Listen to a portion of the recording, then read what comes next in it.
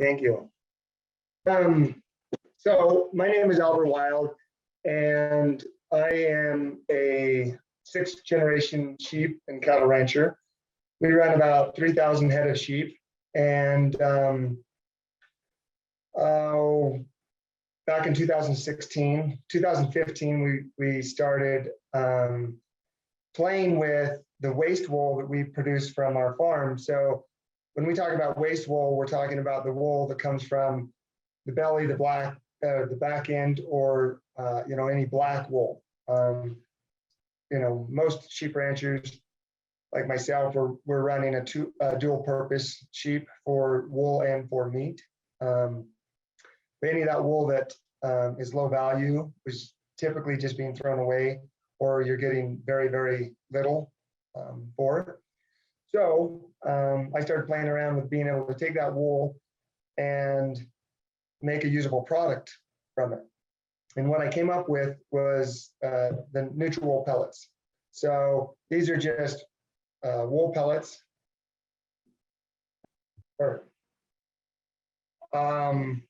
Okay, so the NutriWool Pellets, the benefits of the wool are, one, wool holds 20% of its weight in water, reducing the times that you need to water by 25%. The NutriWool Pellets increase porosity in the soil, so it improves soil structure. The NutriWool Pellets are a slow-release fertilizer that will help your plants grow all year long. They have a NPK rating of 902. The NutriWool Pellets are all natural, organic, sustainable, and renewable. And then wool itself is a climate smart product, which helps sequester carbon. Wool is 51% carbon. So as the sheep graze and they take the carbon from the plants, absorb that, turn that into their wool, and then we are able to use that back into the soil. So with the water, wool pellets reducing watering by 25%. One of the tests that we did was a wilt test. The professor from Michigan State, we had talked with him, and he wanted to set up some sort of a trial that would really show if there's a benefit of water holding, because he's like, you can hold water, like, a glass of water will hold, all sorts of water, for longer periods of time, but it will be detrimental for your plant, as it may drown your plant, because there's no oxygen added in the root zone. So we came up with this wilt test. So we grew these plants up so high, and then we just stopped watering them to see how long they would survive, how long they'd go before they had wilt, how long they would go before they were critical, and how long they would go before they were dead. And so we had our control, and then we had these plants here, which have the wool pellets incorporated into the soil. The traditional soil in the 4-inch pots, there was wilt, especially on those back flowers, which are petunias, on day 1 to 2. They were critical about 3 to 4, and they were dead on day 5, which is what we expected from other trials and that were done with a traditional soil. The flowers with the wool pellets that had been grown with the wool pellets added to the soil, this picture was taken on day 8.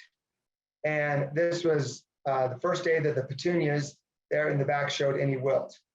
The flowers were critical on day 12 to 13, and the flowers were dead on day 14 to 15.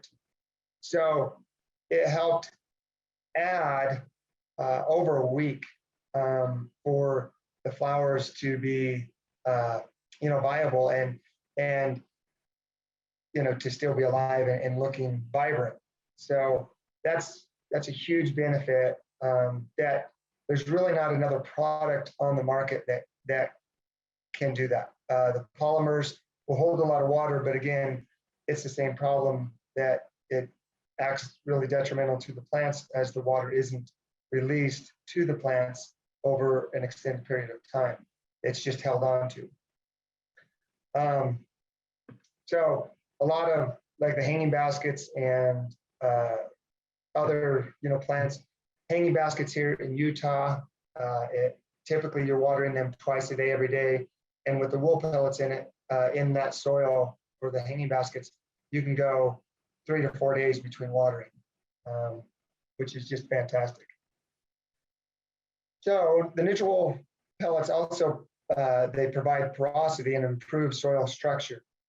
So as the wool soaks in water, it also puffs up.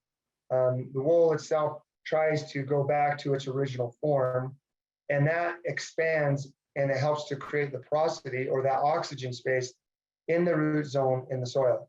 So the first time that we added the wool pellets to the soil mix there in the trials with the greenhouse, typically the soil always compressed. And with the wool pellets in this soil, when they added the water, it overflowed the pots. And that was something that they had never experienced before. And that was something that led us to start to study the porosity or that oxygen space that was being added. One thing that we were able to do is typically in the greenhouse, they're adding perlite into that growing media. And so with the wool adding the porosity, we were able to cut out the perlite altogether. Wool is a natural organic fiber, which helps improve soil structure by softening hard clay soils and also holding the water in sandy soils, which, any organic material, compost, does this also. A lot of people ask us, they're like, oh, well, can I do this and have it and soften my hard clay soil? The answer to that is yes, but I typically advise people to, start with the compost because it's quite a bit cheaper, to improve your overall soil, and then use the wool pellets individually around your plants, helping those plants, receive more nutrition and, a higher porosity in the soil around the plant, which what you'll see is an improved plant growth with that. And then it's not so expensive trying to spread wool over your whole garden or your crop.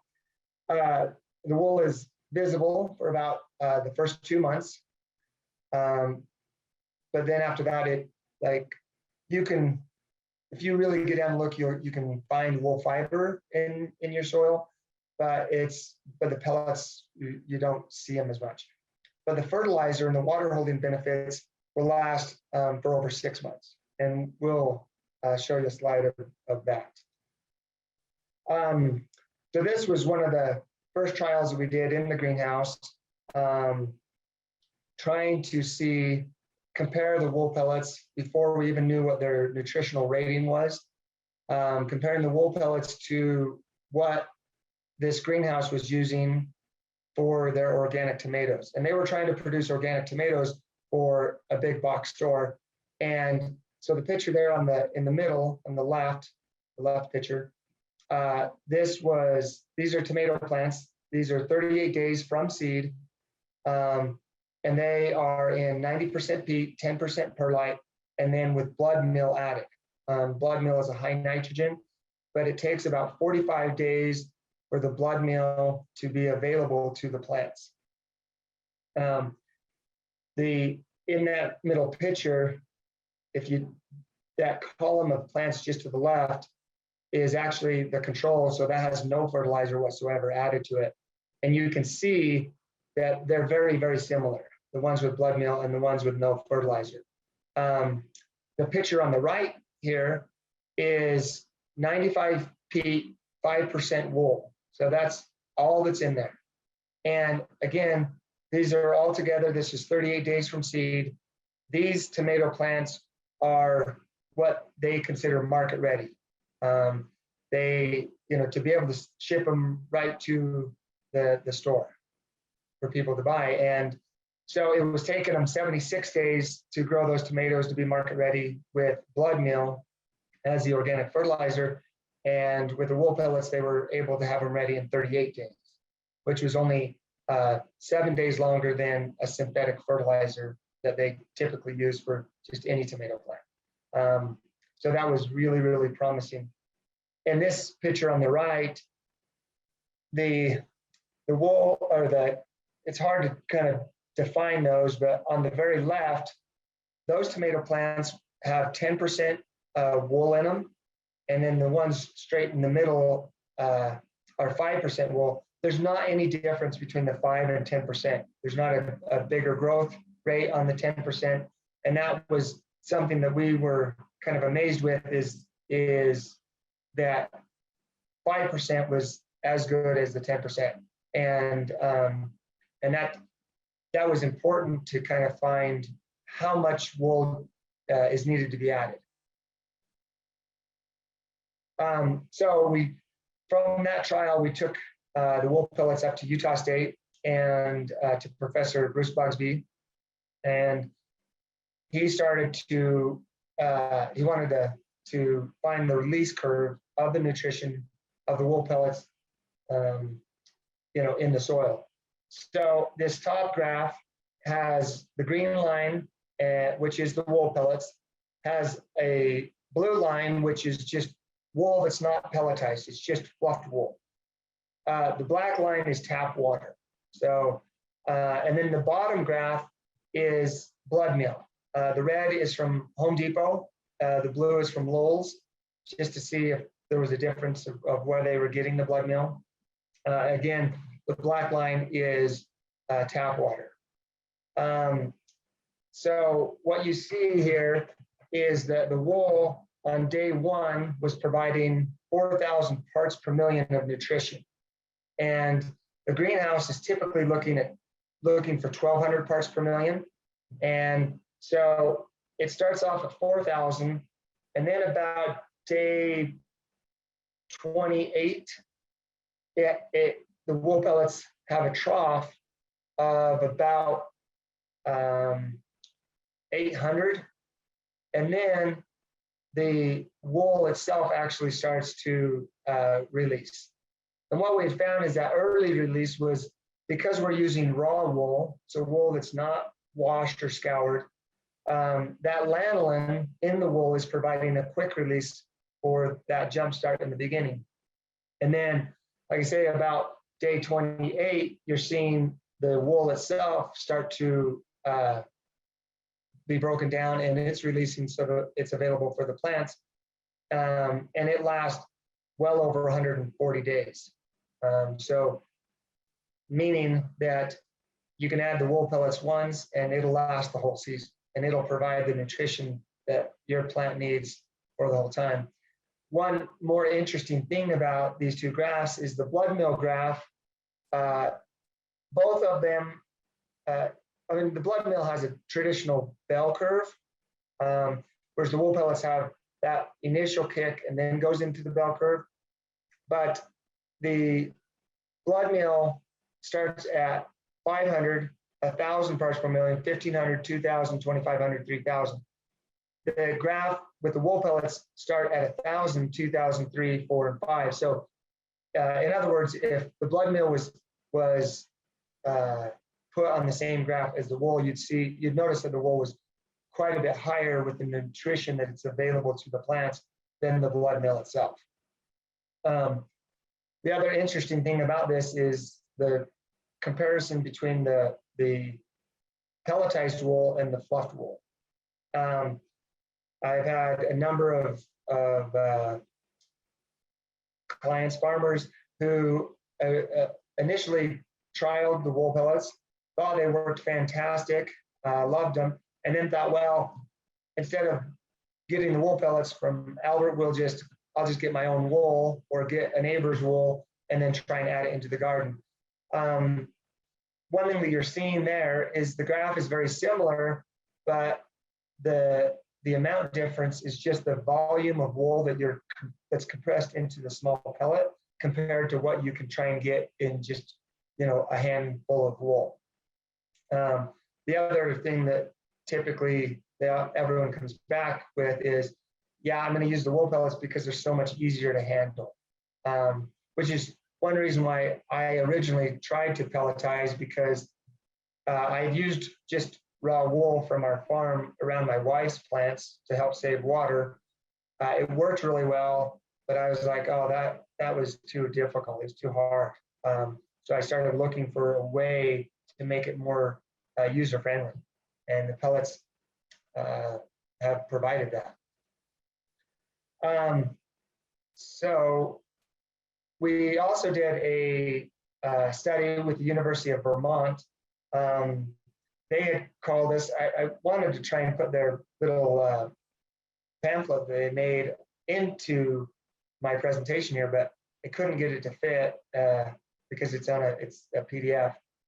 But if any of you would like to see that, I would love to just email that to you, and you can see their pamphlet. But basically, what their pamphlet shows and what their trial showed, because they called me and said, hey, we want to use, because of the wool pellets being a low phosphorus fertilizer, we want to try and use that in some field trials with row crops, and to see if we can protect the waterways from nutrient runoff.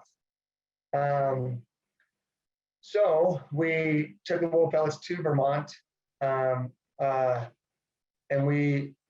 had 3 different farms that they incorporated the wool pellets into. They used what the farm was typically using as their fertilizer, and then comparing that with the wool pellets. What they found is that compared to the other organics, the yield with the wool pellets was higher than their traditional organic fertilizer.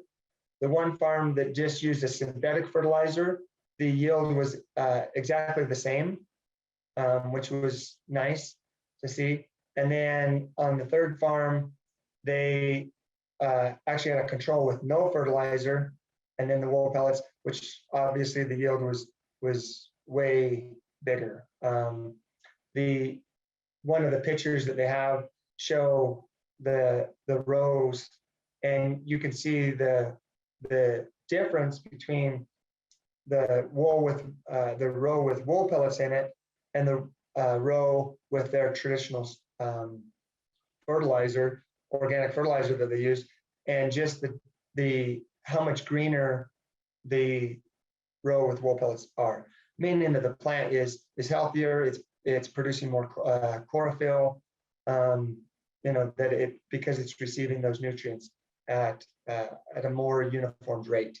So anyway, it was a really fantastic study for us. One thing that they found also with that is, compared to the other organic fertilizer, they were able to harvest 3 days early used with the wool pellets compared to their traditional fertilizer. So, and then the protection of the waterways was another huge benefit because of the wool being the nutrition itself and holding the water itself and needing to water less. Because of that, there was less nutrient runoff. So, wool pellets are all natural, they're organic. We have them OMRI listed so that they are able to be used on organic farms. They're chemical free. They are an environmentally safe. They're fully renewable. Every year, wool is grown from a sheep and sheared, and then we're able to take any of that waste wool, instead of throwing it away, which about 20% of the American wool clip is estimated to be thrown away because of no value. And we're looking to try and change that. And by doing so, we're also increasing the profitability of sheep farms, large and small. Many small farms who have sheep are, even if they have good wool sheep, aren't seeing that good wool go to a market. If they do, they have to skirt it, and then they're trying to send it to a cottage mill, which is a fantastic way to then be able to use that wool. But the rest of that that's skirted and thrown away is just thrown away. But the wool pellets provide the nutrition that plants need. They are not harmful to pets. We get that question a lot. Is there some chemical in them? Is my pet going to eat them or anything like that? You can use them on the top of the soil. They break down quicker if you incorporate it into the soil. Plus, it acts as a surfactant in moving the water up and down the column or around your plant in the soil. So having it incorporated into the soil actually works a little bit better than on top, but on top it'll last a lot longer. Because of the nutrients that break down slowly, wool pellets, so when they talk about burning plants, they're typically talking about high salts, and any of the nutrition are salts, but there's good salts and there's bad salts, and even though the wool pellets are high in nitrogen and good salts, they won't burn your plants. So one of the trials that we did early on, we had 30% wool into the soil mix. Again, you don't see any sort of burning of that. The University of Maryland, they actually used wool directly as their growing media to grow tomatoes, and again, with nothing else, just the wool that they grew the tomatoes in. And again, there was no burning whatsoever. So, that's a fantastic benefit also. Lastly, on this slide is that we made, we talked about the aeration. So again, the University of Michigan professor talked about how, because we were talking about holding the water, and he's like, well, nothing can hold the water and create porosity because those are two opposites. And that's the thing that we had found with the wool pellets is that they were holding the water, but they were also expanding and creating that porosity. So, we were able to cut out, perlite, vermiculite, any of those things that typically people are adding. And a lot of times they're adding because they're like, oh, well, this is what it's doing. And realistically, the perlite is only adding porosity. People think, oh, well, the peat is holding water. Well, peat is hydrophobic. It doesn't hold water. Oh, well, the perlite is holding water. No, it's just adding porosity. It doesn't hold water itself. But the wool pellets are able to do both of those things and in a very efficient manner, which is what the Wilde trial showed. The wool pellets are easy to use. They come in 8-ounce bags, 16-ounce bags, 22-pound bags. You mix a half a cup of wool pellets in with 1 gallon of soil for your garden or flower beds or containers inside and out. And that's typically with your containers or your pots, the half cup for 1 gallon of soil. People ask us a lot with like gardens, like how much do I add to my garden? It's harder to say with a garden because you're not trying to do it by volume. Instead, you're trying to just plant with your seed. And that's what I do. Bigger plants like squashes or corn, I add, more wool pellets in when I plant the seed. We did with the University of Vermont, what we did was 80 pounds to the acre. And so that seems like a really good ratio. We did that with an organic corn farmer also, and the corn turned out fantastic. With smaller plants, especially smaller seeds, I just add, just try and add less, So, but that's the best way is incorporating the wool pellets right in when you seed, when you sow. You can also sprinkle the pellets around existing plants. My wife has half barrel planters that are already planted. So every year, we just sprinkle the wool pellets on top and then just push them in with my finger or work them in. So they're about 1 inch down or so. And that helps them to be the most efficient, and that works great. Lastly, the wool pellets can repel slugs and snails for people who have a problem with that. It's not 100%, but slugs do not like to crawl over wool. But we suggest a 6-inch circumference around your plant and just try and make a barrier with the wool pellets. And that's where we've seen the biggest success with that. So lastly, our website is wildvalleyfarms.com. My name is Albert Wilde, and my email is albert@wildvalleyfarms.com. If you have any questions, we can take questions now.